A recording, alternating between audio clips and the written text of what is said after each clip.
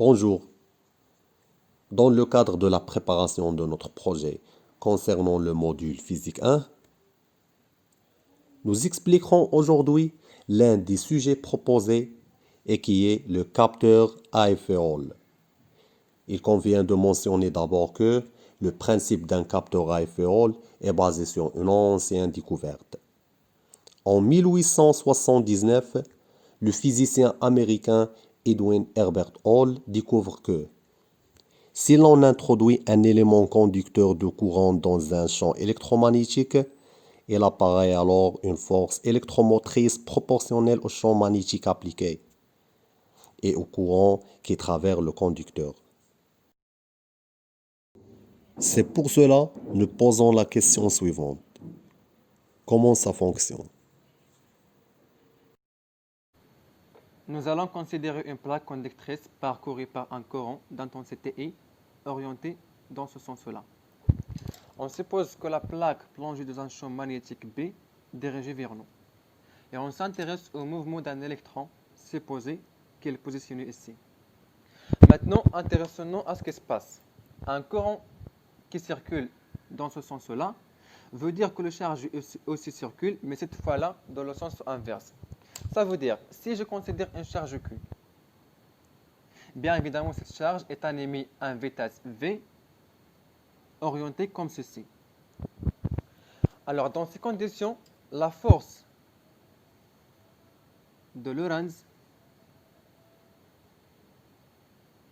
nous a dit que cette charge Q est soumise d'une force magnétique Fm donnée par l'expression suivante.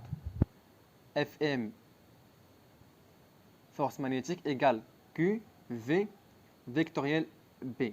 Avec toujours Q, c'est la charge d'électron qui est l'opposé de la charge élémentaire, c'est-à-dire Q est toujours strictement inférieur à 0.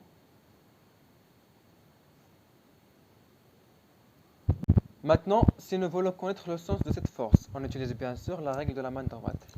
Et on trouve que le produit vectoriel V vectoriel B c'est de vers le bas. Voilà, V vectoriel B. Mais le fait de cette charge négative, la force magnétique alors devient dirigée vers le haut.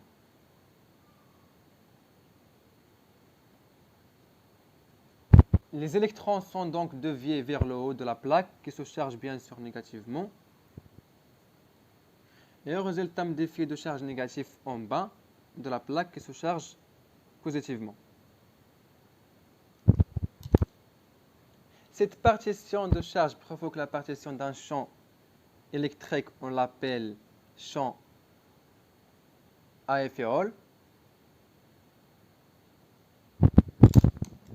Ainsi que les électrons qui circulent dans la plaque subissent une nouvelle force, celle de Coulomb.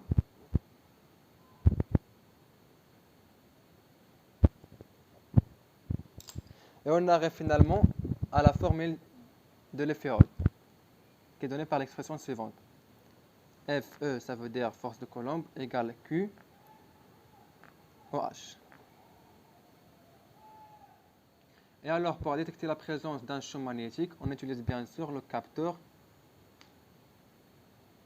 AFE-Hall.